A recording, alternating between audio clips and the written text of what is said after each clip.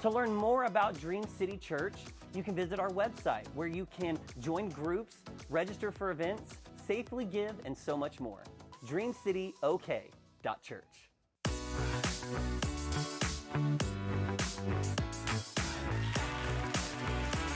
It is wonderful to see everybody here this morning. Look at your neighbor and say, it's so good to see you this morning.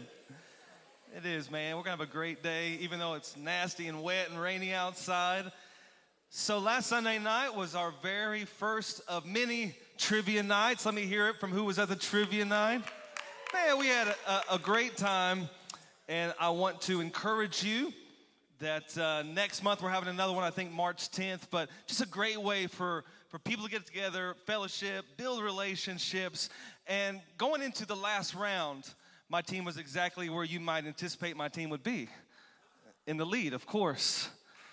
But then, due to some glitches in the system, some things that we're going to have to definitely address as far as rules and scoring is concerned, I ended up not winning.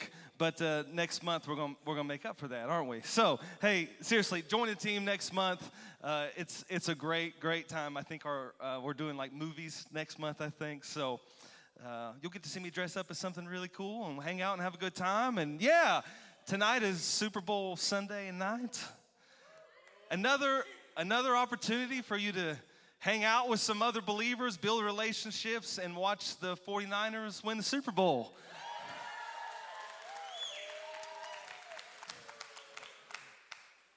I've really analyzed a lot. I really don't dislike Andy Reid. I really don't dislike Patrick Mahomes all that much. He's a crybaby, but I really hate Taylor Swift. I mean, 4 o'clock this morning, people. 4 o'clock this morning, I'm driving to this place. I'm trying to listen to sports radio. I want to hear analysis about the game. And what do I hear? Someone on the radio saying, let's analyze the effect that Taylor Swift has had on the NFL this year. Like, stop it with Taylor Swift, for the love, man. She's not that talented. Her songs aren't that great, and she looks like Napoleon Dynamite. She does. Listen, if Taylor Swift was in the Great Hall playing music right now, I'd go down the ramp, out the back door. I would. I have no desire to see her. If Taylor Swift showed up to sing at my funeral, I would come back to life just long enough to say, stop it, woman, and then die all over again. I don't care about Taylor Swift. I want to watch football. So that's my spiel for today. Of all the talented people on earth, I'm telling you. And what makes it most disheartening to me is that I actually hire people. I pay them good money, and they're like the world's #1 Taylor Swift fans. Oh, it hurts my heart so much. So we'll be addressing that in his job performance coming up shortly. We're going to get to the bottom of this. One way or the other, man. I signed the checks, baby. We're going to get to the bottom of this. We're on part 3 of this series called Dream on Purpose, and we're looking at the life of Joseph. Because I believe God wants to get you from just dreaming dreams to walking in your destiny. Because how many of you know you have a destiny? You have a plan and a purpose from God. It's not good enough just to talk about it and dream the dream. You've got to start moving and taking some steps towards there. But as we look at the life of Joseph, we're going to see that there were 10 specific tests that Joseph had to pass in order to get from dream to destiny. And I believe that we're going to have to follow that same trajectory, the same test we're all going to have to pass in our lives. Today I want to start in Genesis chapter 39. Starting in verse 1, now Joseph had been taken down to Egypt. Potiphar, an Egyptian who was one of Pharaoh's officials, the captain of the guard, bought him from the Ishmaelites who had taken him there. The Lord was with Joseph so that he prospered, and he lived in the house of his Egyptian master. When his master saw that the Lord was with him and that the Lord gave him success in everything he did, Joseph found favor in his eyes and became his attendant. Potiphar put him in charge of his household, and he entrusted to his care everything he owned. From the time he put him in charge of his household and all that he owned, the Lord blessed the household of the Egyptian because of Joseph. The blessing of the Lord was on everything Potiphar had, both in the house and in the field. So Potiphar left everything he had in Joseph's care with Joseph in charge. He did not concern himself with anything except the food on his plate. Wow. I mean, it would be so easy to read this verse and think, man, God was really with Joseph. And he was, right? But just wow, I mean, it sounds like things were going pretty good for Joseph. I mean, he had found favor, come on. He had found promotion, even some power in Potiphar's house. I mean, really, were things that bad for Joseph in Egypt? Like, yes, they were.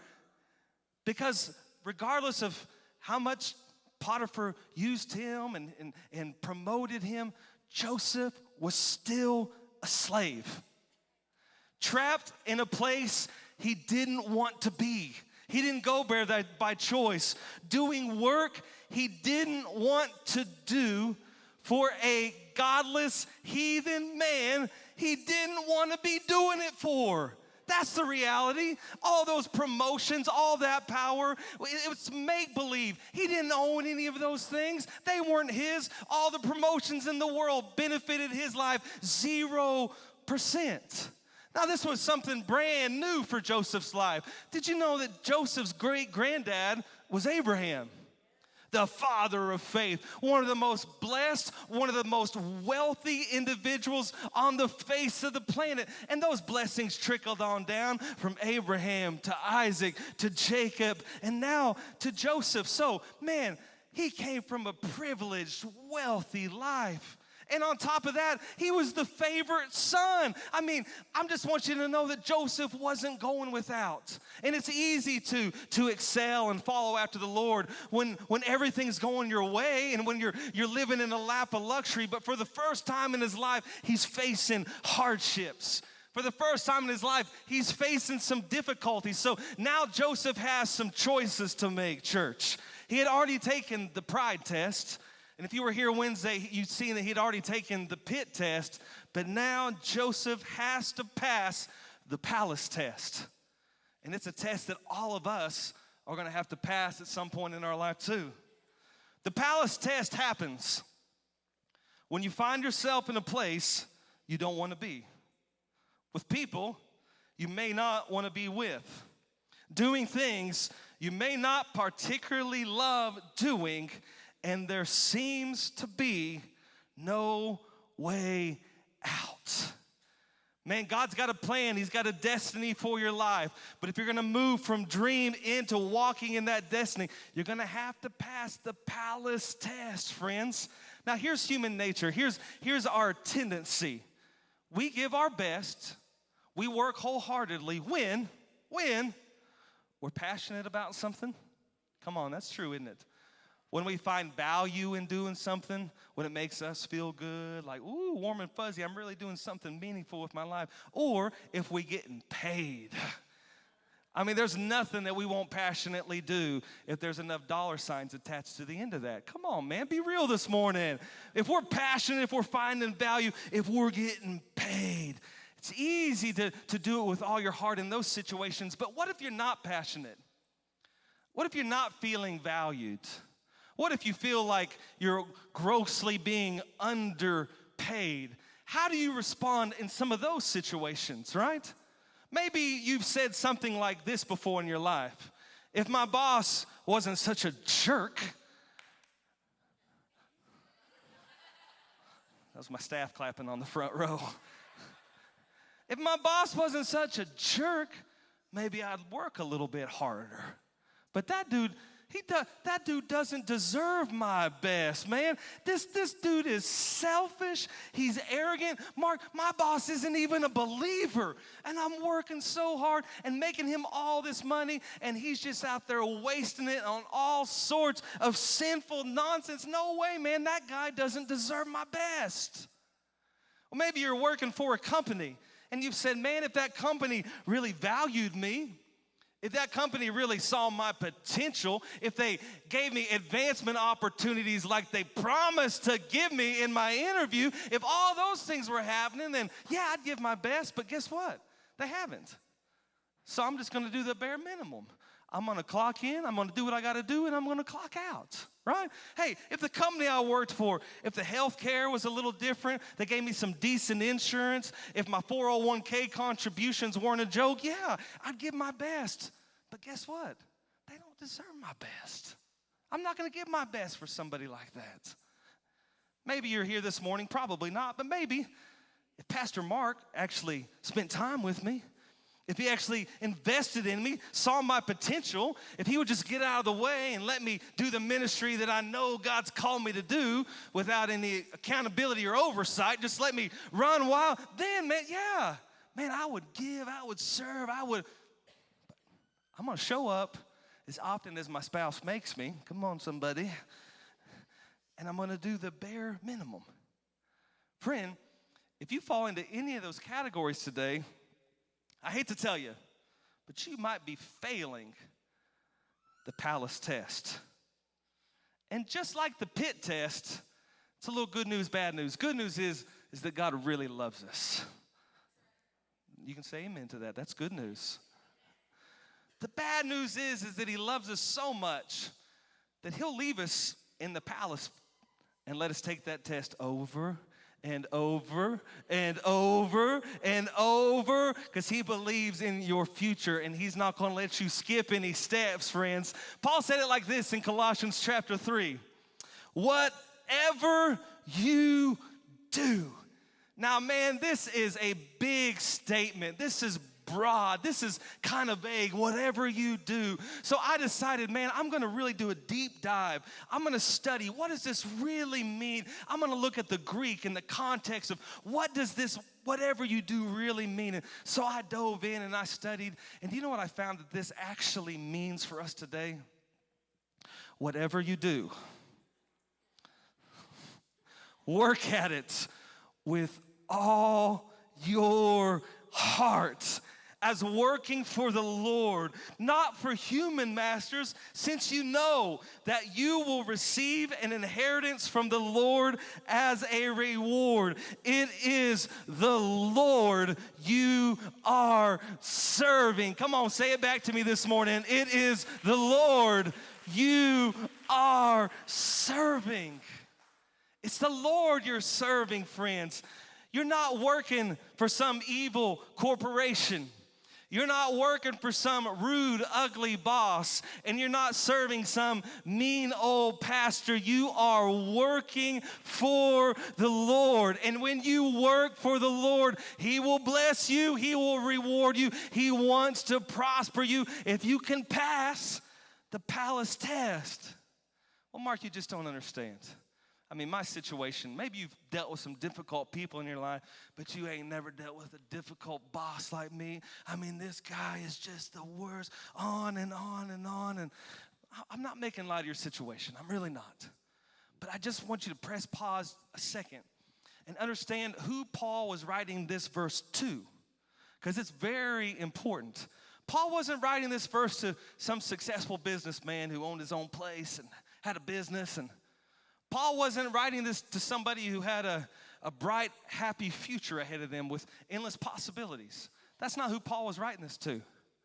Paul was writing this verse to slaves who were in a place they didn't want to be, doing things they didn't want to do for godless heathen men they didn't want to be doing it for. And God said, whatever you do, work at it with all your heart, and I will reward you, and I will bless you, and I will give you an inheritance. Come on, somebody, whatever you do.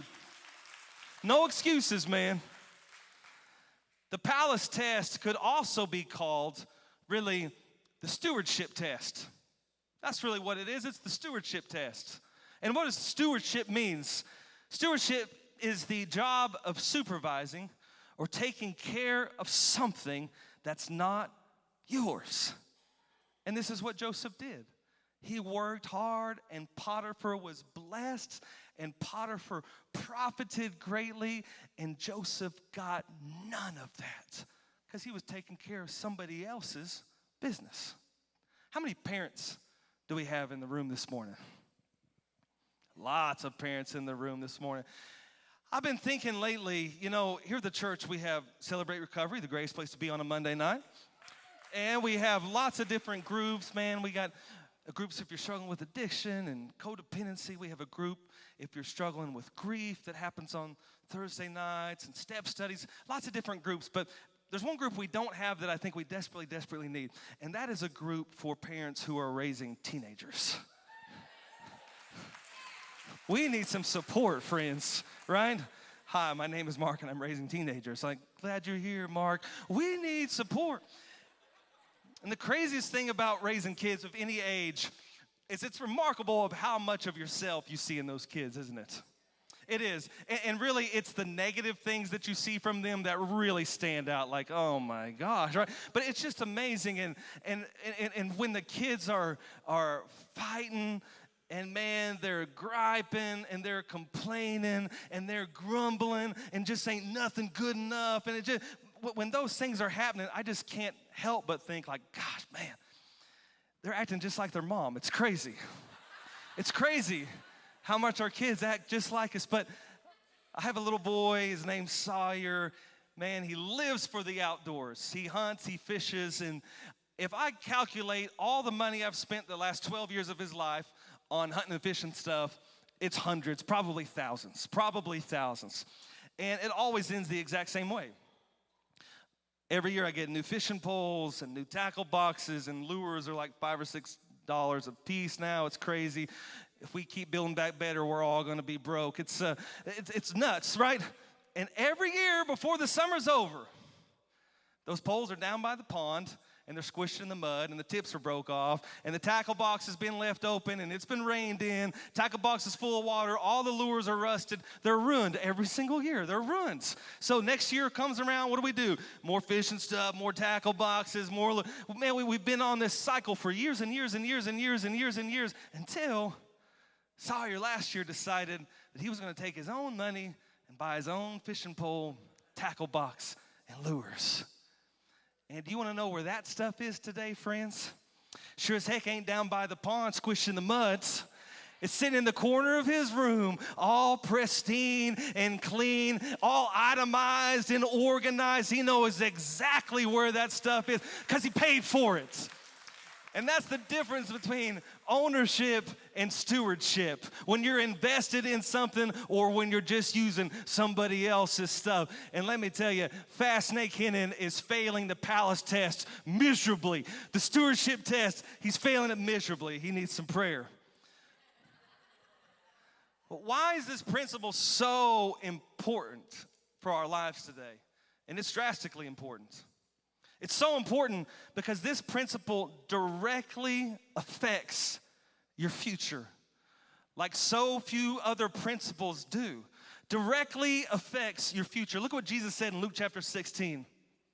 Whoever can be trusted with small things can also be trusted with, help me out, whoever is dishonest in little things will be dishonest in big things too. If you cannot be trusted with worldly riches, you will not be trusted with the true riches. And if you cannot be trusted with the things that belong to someone else, you will not be given anything of your own. If you want to step into the next things that God has for you, you have to learn to take care of things that aren't yours first. Before God will ever trust you with your own blessings and your own ministries and your own destinies. It's a principle that's so vitally important. It's so near and dear to my heart because I started doing ministry when I was 16. I started leading worship for my church. I was 16 years old, wildly underqualified. Terrible idea on the church's part. But anyways, 16 years old. And for the next 19 years, I served other ministries, I served other leaders, and I chased after their dreams. For 19 years, that's how I lived my life. Hey, some leaders were good. Some leaders were not. Some leaders made good decisions. Some made terrible decisions. Some days I learned, man, what to do. And a whole lot more days I learned what not to do, right? Some days I loved what God had called me to do, and other days I absolutely hated it. And for 16 years of my life, I made $0 serving in ministry. Zero. It blows my mind. People come to me today like, oh, I'm passionate for this and I'm passionate for that. And if the church would just bring me on staff, like, staff? I volunteered for 16 years, worked 2, 3, 4 jobs just to make ends meet so I could do what I was actually passionate about doing. Don't tell me you're passionate about something if you're not already busy doing it, friends. No excuses. 16 years, I served. I attended, I prayed, I gave, and I served. The exact same thing I ask all of our partners, all the people who just partner today, that's what they agreed to do. I'm going to attend, I'm going to pray, I'm going to give, I'm going to serve. That's what I did for 16 years. Man, I was loyal. I was faithful. I was committed. I wasn't perfect. I made lots of mistakes. My heart got ugly sometimes. Like, I'm not bragging on me, but that's what I did because I believed in this principle, a biblical principle that you will reap what you sow. And that's not just about money. It's not a money principle. It is a money principle. It's a life principle. And I have seen that principle play out so many times in my life over the past several years. Do you know when we started this journey together 5 years ago, did you know we had 35 active volunteers? 35. Did you know today we have over 400 active volunteers? You reap what you sow, man. You serve, you serve, you serve. All sorts of ministries and pastors dealing with all sorts of drama and heartache and discord. And I don't deal with any of that stuff, man, because you will not find a more loyal, committed, passionate group of people that exist here at Dream City Church. But I sowed loyalty, I sowed commitment, I sowed passion, and that's what I reap, friends. For 19 years, I took care of somebody else's ministry. And I took care of somebody else's dream until God says, you ready for your own? Everybody wants this part of the journey, but where were you the previous 19 years when you're struggling and working and serving? If you want to be here, you got to do the other 19, friends. You can't skip that step. And some of us, we're reaping things in our life that we're not really enjoying. God, why is this happening? God, why is this happening? God, what about this? What about this? Friends, is it possible that you're reaping bad fruit because you sowed bad seeds? If you go plant an apple tree, you can't get upset when you go out there and say, hey, where's my freaking orange? It's not the apple tree's fault. You planted an apple tree. It's going to give you apples. You can't plant okra in your garden and then go out there and expect to get tomatoes. That's not how it works, friends. Maybe God's not the problem in your life. Maybe the problem is you. Sow something different. Do something different if you want to see God do something different in your lives. Oh, I got to hurry and get off this stage, man. Speaking of tomatoes, people are picking them up. Here we go. Yeah, if you want to pass the palace test, the stewardship test, you got to first determine, what is it that I'm stewarding? What is it? Well, what is it that I'm stewarding? What actually belongs to me and what actually doesn't belong to me? I think there's 3 things that we all have in common in this room this morning. The first one is this: we all have time. We don't know how much. Your life is like a vapor. Here 1 second, gone the next. But you're here this moment, so we know that you at least have some time. You have some. But you need to ask yourself, is it mine? Does this time actually belong to me? Well, Psalms 139 says, you saw me before I was born. Every day of my life was recorded in your book. Every moment laid out before a single day had passed. It sounds like at the very least, he at least has a plan for that time. Galatians 2:20 says, I have been crucified with Christ.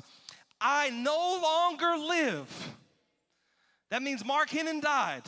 I no longer live, but Christ lives in me. If I'm dead and my life is hidden in Christ, then it would appear to me that time is not my own. It belongs to Him, every last second of it. And if my time belongs to Him, we have to ask ourselves, how are we stewarding that time that He's given us? Am I living selfishly? Am I spending that time aimlessly? Or am I spending that time with eternity and the future in mind? It's not mine to spend, it's His. The second thing we all have in common, friends, is we all have talent. Every person in this room has giftings and abilities and talents, but are they yours? Well, I'm not sure. Are they, Mark? Well, let me ask you this question. Did you choose your talent? No, right? You had absolutely nothing to do with it, didn't you? Right? Man, my dad and my brother, they're here. There's nothing they can't build. There's nothing they can't put back together. Nothing they can't tear apart and fit. There's nothing they can't do with their hands. I don't even own a tackle box. I don't even own a toolbox. Erica's got a little pink one. She fixes things. I did not get that talent. I didn't choose that. I wish I had some of that talent. I don't. I feel like a wuss sometimes. It's not very manly for your wife to have a pink toolbox, right? But I didn't choose it. But you want to hear what sounds like a bunch of dogs getting whipped? That's my dad and my brother trying to sing. They didn't get that talent. We didn't choose those talents, man. It's bad. It's real bad. There's a reason they ain't on the stage, right?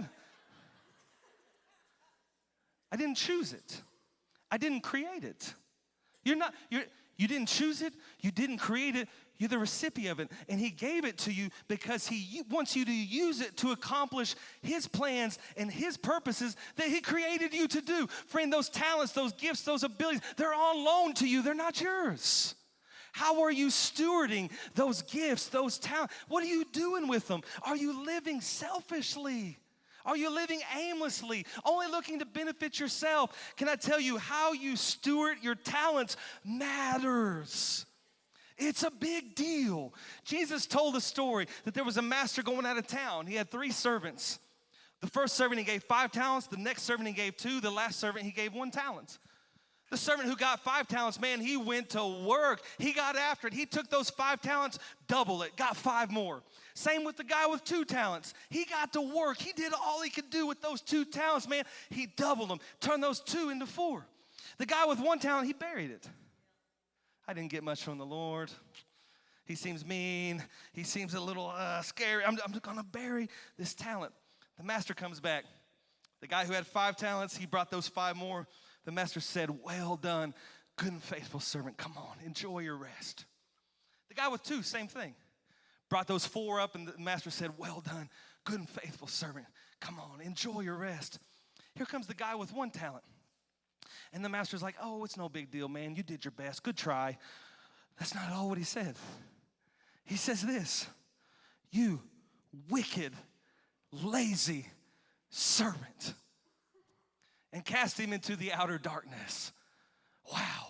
I'm telling you, what you do with the talents, the gifts, and the abilities that God gave you, they matter. He didn't just give them to you just because. He intends for you to use them. How are you stewarding those talents, and are you allowing God to accomplish something through those gifts and those talents that you have? Lastly, in closing, what we all have in common is we all have treasure. We all have treasure. Here we go. We're talking about money. Preachers are always talking about money. Money, possessions, that's like the smallest part of treasure, right? I mean, they're necessities. I got a wife and 2 kids that there's no amount of money on planet Earth that I would take for, which means that they're priceless, which means that I am wealthy beyond my wildest imagination. You are so blessed and so wealthy. Is that treasure yours? Or does it belong to Him? Well, Mark, I worked hard. I pulled myself up by my bootstraps. Maybe you did. Maybe you did. But I don't think without the hand of blessing on your life that you could accomplish much without God. I really don't. James chapter 1 says this, every good and perfect gift is from above. Psalms 89 says it like this, the Passion version, I love it. All we are and have, we owe to God. All we are and all we have, we owe to God. So sorry, friend.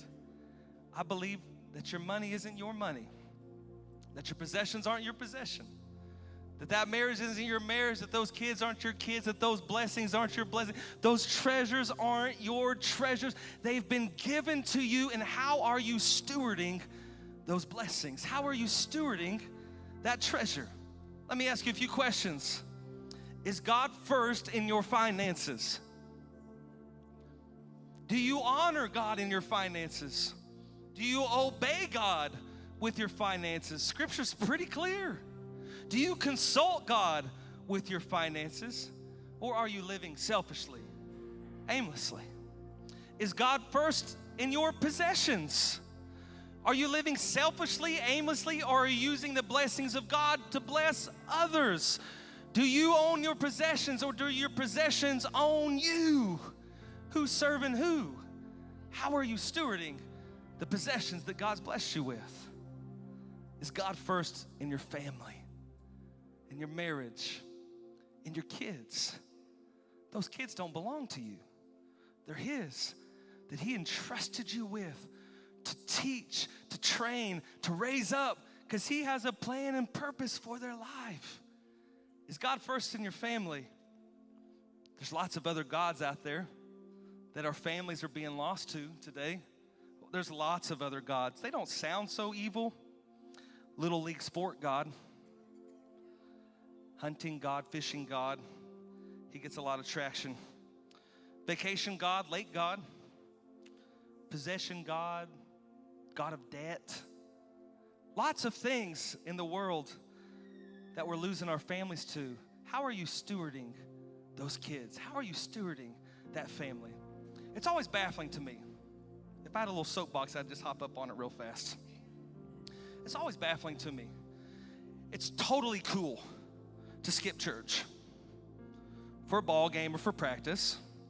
Totally cool to skip church for lake day, hunting day, vacation day. And listen, I do all those things. My kids play sports, and we do ball and practice and vacation and hunt and fish. I'm not speaking against that whatsoever. I just find it peculiar. It's totally okay to skip church for ball, but when was the last time that you skipped ball for church? Why? Oh, God's first in my life, Brother Mark. Is He though? Why does that only work one direction? We get these schedules that no human could ever attain to. Go, go, go, go, go. And we're about to have a nervous breakdown, and so it's time to cut some things out of our life. What's the first thing to go every single time? Church. Every time. Every time. I've been in ministry for 24 years, friend. Every time. Well, we're not going to make it to youth tonight. Well, Pastor, not going to make it this Sunday. Why?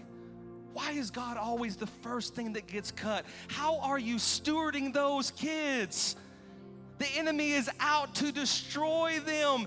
And some of you are more concerned with their spot on the daggum ball team than you are concerned with their spot in eternity, friends. And we got some things way out of balance.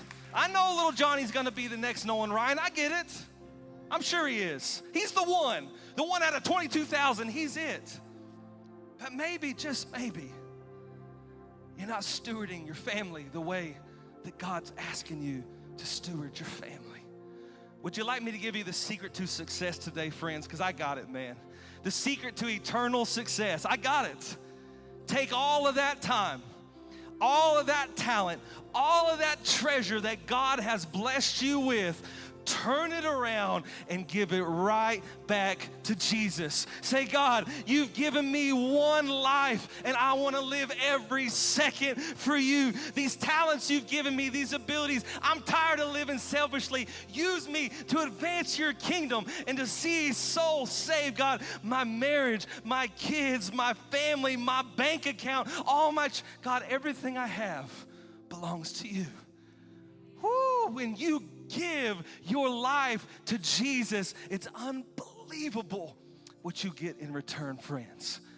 Put it on the screen, this last slide. It's one of the wisest words you're ever going to hear, spoken by a man named Jim Elliot, who died a martyr in Ecuador, trying to reach the Aka Indians. Before he died, these are the words that he said. He knew it was dangerous. He knew that his life could be lost. And these are the words that he said. You got to get deep in your heart today. He is no fool to give that which he cannot keep in order to gain that which he cannot lose. Friends, I'm not living for this life, Dream City. I'm living for eternity. And everything that I have belongs to Jesus. I don't care what I have to give up here, because compared to what I'm gaining here, there is no comparison, friend. Give and give and give. God has entrusted you. Pass the palace test. Pass the stewardship test. Don't stay where you are. God's got way too much in store for your future. Stand on your feet this morning. Lord, I love you so much. I thank you for the work you're doing in our lives, God. Lord, that you brought us this far and you are fully committed to finish the work that you started in our lives, God. We thank you for what you've done, what you're doing, what you're going to continue to do. We bless you this morning. In the beautiful name of Jesus, everybody said, I love you so much. See you Wednesday night, 7 o'clock. God bless you.